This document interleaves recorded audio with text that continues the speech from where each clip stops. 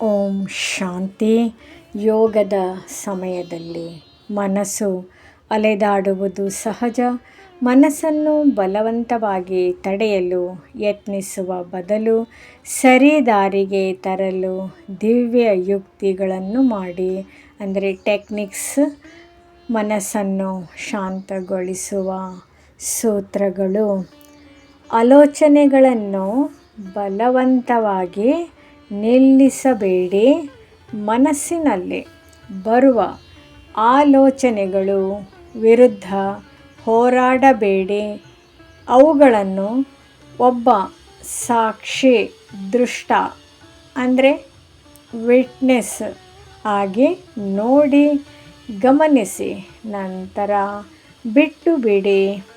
ಸ್ವಮಾನಗಳು, positive self talk ಬಳಕೆ ಮಾಡಿ ನಮ್ಮ ಮನಸ್ಸು ಖಾಲಿಯಾಗಲು ಬಿಟ್ಟರೆ ಅನಗತ್ಯ ವಿಚಾರಗಳು ಬರುತ್ತವೆ. ಆದ್ದರಿಂದ ಮನಸ್ಸಿಗೆ ಒಂದೊಂದೇ ಶ್ರೇಷ್ಠ ಸಂಕಲ್ಪಗಳನ್ನು ನೀಡಿ.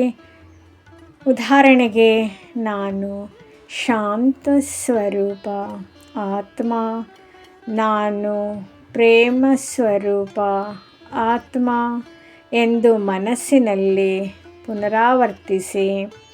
ಸಂಬಂಧದ ನಶೆ, ರಿಲೇಶನ್ಶಿಪ್ ವಿತ್ ಬಾಬಾ. ಕೇವಲ ಬಿಂದುವನ್ನು ನೋಡಲು ಕಷ್ಟವಾದರೆ ಶಿವಬಾಬರೊಂದಿಗೆ ಯಾವುದಾದರೂ ಒಂದು ಮಧುರ ಸಂಬಂಧವನ್ನು ತಂದೆ, ಸ್ನೇಹಿತ, ಮಾರ್ಗದರ್ಶಿ ಇತ್ಯಾದಿ ಜೋಡಿಸಿ ಅವರೊಂದಿಗೆ ಮಾತನಾಡಿ ಏಕಾಗ್ರತೆ ಹೆಚ್ಚಿಸಲು ಪ್ರಾಯೋಗಿಕ ಕ್ರಮಗಳು. ಮೊದಲನೇದು, ನಮ್ಮ ಬುದ್ಧಿಯ ನೇತ್ರ, ಮೆಂಟಲ್ ವಿಜುವಲೈಜೇಷನ್.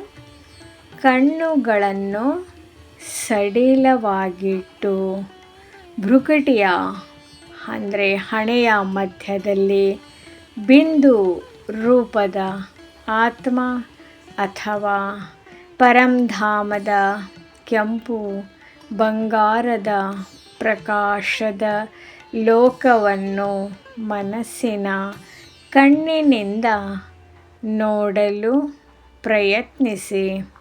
ಟ್ರಾಫಿಕ್ ಕಂಟ್ರೋಲ್ ಅಂದರೆ ದಿನವಿಡೀ ಕೆಲಸ ಮಾಡುವಾಗ ಪ್ರತಿ 1-2 ಗಂಟೆಗೊಮ್ಮೆ ಕೇವಲ 1 ನಿಮಿಷ ನಿಂತು, ನಾನು ಆತ್ಮ ಶಾಂತವಾಗಿದ್ದೇನೆ ಎಂದು ರಿಫ್ರೆಶ್ ಮಾಡಿ. ಇದು ಧ್ಯಾನದ ಸಮಯದಲ್ಲಿ ಮನಸ್ಸು ತಕ್ಷಣ ಏಕಾಗ್ರಗೊಳ್ಳಲು ಸಹಾಯ ಮಾಡುತ್ತದೆ. ಜ್ಞಾನ ಮಂಥನ ಮಾಡಬೇಕು. ಕಾಂಟೆಂಪ್ಲೇಷನ್. ಧ್ಯಾನಕ್ಕೆ ಕುಳಿತುಕೊಳ್ಳುವ ಮುನ್ನ 5 ನಿಮಿಷಗಳ ಕಾಲ ಮುರಳಿಯ ಯಾವುದಾದರೂ ಜ್ಞಾನದ ವಿಚಾರವನ್ನು ಓದಿ ಅಥವಾ ಆಲೋಚಿಸಿ. ಇದು ಮನಸ್ಸಿಗೆ ಉತ್ತಮ ಆಹಾರ ನೀಡುತ್ತದೆ. ಪರಿಸರ ಮತ್ತು ಸಮಯದ ಕಾಳಜಿ ಇರಲಿ. ಅಮೃತ ವೇಳೆಯ ಅಭ್ಯಾಸ ಮಾಡಿ. ಬೆಳಗಿನ 4ರಿಂದ 5ರವರೆಗೆ ಸಮಯ ಅಮೃತ ವೇಳೆ. ವಾತಾವರಣವು ಸಂಪೂರ್ಣ ಶಾಂತವಾಗಿರುತ್ತದೆ. ಈ ಸಮಯದಲ್ಲಿ ಯೋಗ ಮಾಡಿದರೆ ಏಕಾಗ್ರತೆ ಬಹುಬೇಗ ಸಿದ್ಧಪಡಿಸುತ್ತದೆ. ಲಘು ಆಹಾರ, ಅತಿಯಾದ ಆಹಾರ ಅಥವಾ ತಮೋಪ್ರಧಾನ ಆಹಾರವು ನಿದ್ರೆ ಮತ್ತು ಸೋಮಾರಿತನವನ್ನು ತರುತ್ತದೆ. ಸಾತ್ವಿಕ ಆಹಾರವು ಮನಸ್ಸನ್ನು ಸ್ವಚ್ಛವಾಗಿಡುತ್ತದೆ. ಪ್ರಾರಂಭದಲ್ಲಿ 5 ನಿಮಿಷಗಳಿಂದ ಶುರು ಮಾಡಿ ದಿನದಿಂದ ದಿನಕ್ಕೆ ಸಮಯವನ್ನು ಹೆಚ್ಚಿಸುತ್ತಾ ಹೋಗಿ. ಅಭ್ಯಾಸ ಮಾಡುತ್ತಾ ಹೋದಂತೆ ಮನಸ್ಸು ಸಂಪೂರ್ಣವಾಗಿ ನಿಮ್ಮ ನಿಯಂತ್ರಣಕ್ಕೆ ಬರುತ್ತದೆ. ಅಮೃತ ವೇಳೆ ಅಂದರೆ ಬೆಳಗಿನ 3:30ರಿಂದ 4:45 ಸಮಯ. ಯೋಗವು ರಾಜಯೋಗದ ಪ್ರಾಣಪ್ರದವಾದ ಭಾಗವಾಗಿದೆ. ಈ ಸಮಯದಲ್ಲಿ ಇಡೀ ಪ್ರಪಂಚವೇ ನಿದ್ರಿಸುತ್ತಿರುವಾಗ ವಾತಾವರಣವು ಸಂಪೂರ್ಣ ಪವಿತ್ರ ಹಾಗೂ ಶಾಂತವಾಗಿರುತ್ತದೆ.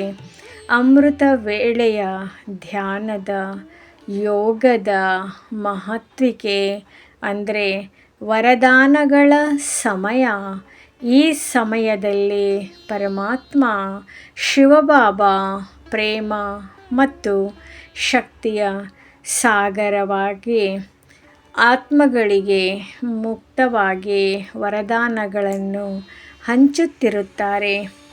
ಶೀಘ್ರ ಏಕಾಗ್ರತೆ ದಿನದ ಇತರ ಸಮಯಕ್ಕೆ ಹೋಲಿಸಿದರೆ ಈ ವೇಳೆಯಲ್ಲಿ ಮನಸ್ಸಿನ ಮೇಲೆ ಪ್ರಪಂಚದ ಜಂಜಾಟಗಳ ಪ್ರಭಾವವಿರುವುದಿಲ್ಲ. ಆದ್ದರಿಂದ ಏಕಾಗ್ರತೆ ಬಹುಬೇಗ ಸಿದ್ಧಿಸುತ್ತದೆ. ವಿಕರ್ಮ ವಿನಾಶ. ರಾತ್ರಿ ಪೂರ್ತಿ ವಿಶ್ರಾಂತಿ ಪಡೆದ ನಂತರ ಆತ್ಮದ ಬುದ್ಧಿಯು ಸ್ವಚ್ಛವಾಗಿರುತ್ತದೆ. ಈ ಸಮಯದಲ್ಲಿ ಮಾಡುವ ನೆನಪಿನಿಂದ ಆತ್ಮಕ್ಕೆ ಅಂಟಿರುವ ಪಳೆಯುಳಿಕೆಗಳು ಮತ್ತು ವಿಕರ್ಮಗಳ ತುಕ್ಕು ಬೇಗ ಕರಗುತ್ತದೆ. ದಿನವಿಡೀ ಶಕ್ತಿ ಹಾಗೂ ಉಲ್ಲಾಸ. ಅಮೃತ ವೇಳೆಯಲ್ಲಿ ಪಡೆಯುವ ಈಶ್ವರೀಯ ಶಕ್ತಿಯು ಇಡೀ ದಿನ ನಿಮ್ಮನ್ನು ಶಾಂತ, ಧನಾತ್ಮಕ ಮತ್ತು ಚಟುವಟಿಕೆಯಿಂದ ಇಡುತ್ತದೆ. ಅಮೃತ ವೇಳೆಯ ಧ್ಯಾನವನ್ನು, ಯೋಗವನ್ನು ಸರಿಯಾಗಿ ಮಾಡಿ ಆ ಒಂದು ವಿಧಾನವನ್ನು, ನಿಯಮವನ್ನು ಅನುಸರಿಸೋಣ. ಪೂರ್ವಸಿದ್ಧತೆ. ರಾತ್ರಿಯ ನಿಯಮ. ರಾತ್ರಿ ಬೇಗನೆ ಕನಿಷ್ಠ 10 ಗಂಟೆಯೊಳಗೆ ಮಲಗಿಬಿಡಿ. ನಂತರ ಮಲಗುವ ಮುನ್ನ ದಿನವಿಡೀ ಮಾಡಿದ ಕರ್ಮಗಳನ್ನು ಬಾಬಾರವರಿಗೆ ಒಪ್ಪಿಸಿ ಮನಸ್ಸನ್ನು ಹಗುರಗೊಳಿಸಿ ಮಲಗಿ. ಶಾರೀರಿಕ ಜಾಗೃತಿ ಅಂದರೆ ಬಾಬಾ ತಿಳಿಸಿದ್ದಾರೆ, ಎದ್ದ ತಕ್ಷಣ ಮುಖ ತೊಳೆದು ಸಾಧ್ಯವಾದರೆ ಸ್ನಾನ ಮಾಡಿ ಶರೀರವನ್ನು ಸಂಪೂರ್ಣವಾಗಿ ಜಾಗೃತಗೊಳಿಸಿ ಸೋಮಾರಿತನ ಅಥವಾ ತೂಕಡಿಕೆ ಬರದಂತೆ ಸಡಿಲವಾದ ಆರಾಮದಾಯಕ ಭಂಗಿಯಲ್ಲಿ ನೇರವಾಗಿ ಕುಳಿತುಕೊಳ್ಳಿ. ಹಾಗೂ ರಾಜಯೋಗ ಅಭ್ಯಾಸ. ಕೆಲವು ಹಂತಗಳು, ನಿಯಮಗಳು. ಆತ್ಮಿಕ ನಶೆ. ನಾನು ಪರಮಾತ್ಮನ ಪ್ರಿಯ ಮಗುವಾದ ದಿವ್ಯ ಆತ್ಮ ಎಂಬ ಸ್ವಮಾನದೊಂದಿಗೆ ಶುರು ಮಾಡಿ. ಪರಂಧಾಮದ ಪ್ರಯಾಣ. ಬುದ್ಧಿಯ ಮೂಲಕ ಸೂಕ್ಷ್ಮ ಲೋಕವಾದ ಪರಮಧಾಮಕ್ಕೆ ತೆರಳಿ ಜ್ಯೋತಿರ್ಬಿಂದು ಶಿವಬಾಬರ ಎದುರು ಕುಳಿತುಕೊಳ್ಳಿ.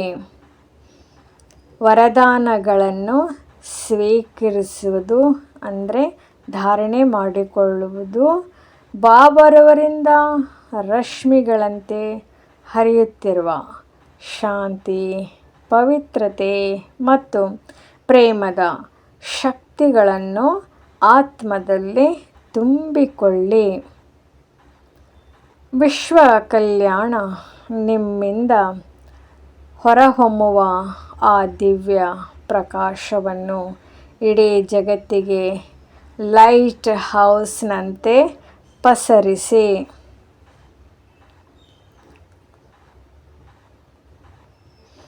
ಪ್ರಾರಂಭದಲ್ಲಿ ನಿದ್ರೆ ಅಥವಾ ಸೋಮಾರಿತನ ಬಂದರೂ ನಿರಾಶರಾಗಬೇಡಿ. ಸತತ ಅಭ್ಯಾಸದಿಂದ ಅಮೃತ ವೇಳೆಯ ಯೋಗವು ಅತ್ಯಂತ ಮಧುರ ಹಾಗೂ ಶಕ್ತಿಶಾಲಿ ಅನುಭವವನ್ನು ನೀಡುತ್ತದೆ. ಓಂ ಶಾಂತಿ. ನಮ್ಮ ಚಾನೆಲ್ ವಿಡಿಯೋಗಳ ಹೆಚ್ಚಿನ ಮಾಹಿತಿಗಾಗಿ ಸಬ್ಸ್ಕ್ರೈಬ್ ಬಟನ್ಗೆ ಕ್ಲಿಕ್ ಮಾಡಿ ನಮ್ಮ ಚಾನೆಲ್ಗೆ ಸಬ್ಸ್ಕ್ರೈಬ್ ಮಾಡಿ. ಈ ವಿಡಿಯೋ ಇಷ್ಟವಾದಲ್ಲಿ ಲೈಕ್ ಮಾಡಿ, ಶೇರ್ ಮಾಡಿ ಹಾಗೂ ಕಮೆಂಟ್ ಮಾಡಿ. ಈ ವಿಡಿಯೋ ಇಷ್ಟವಾದಲ್ಲಿ ಹೆಚ್ಚಿನ ವಿಡಿಯೋಗಳ ಮಾಹಿತಿಗಾಗಿ ನಮ್ಮ ಚಾನಲನ್ನು ಸಬ್ಸ್ಕ್ರೈಬ್ ಮಾಡಿ. ತಮಗೆ ವಿಡಿಯೋ ನೋಟಿಫಿಕೇಷನ್ ಸಿಗ್ತಾ ಇರುವುದು ಲೈಕ್ ಮಾಡಿ, ಶೇರ್ ಮಾಡಿ, ಕಮೆಂಟ್ ಮಾಡಿ. ನಮ್ಮ ಚಾನೆಲಿನ ಇಂದಿನ ಕನ್ನಡ ಜ್ಞಾನ ಮುರಳಿ, ಸಹಜ ರಾಜಯೋಗ, ಆಧ್ಯಾತ್ಮಿಕತೆ ಅನೇಕ ವಿಡಿಯೋಗಳಿಗಾಗಿ ಸಂಪರ್ಕಿಸಿ.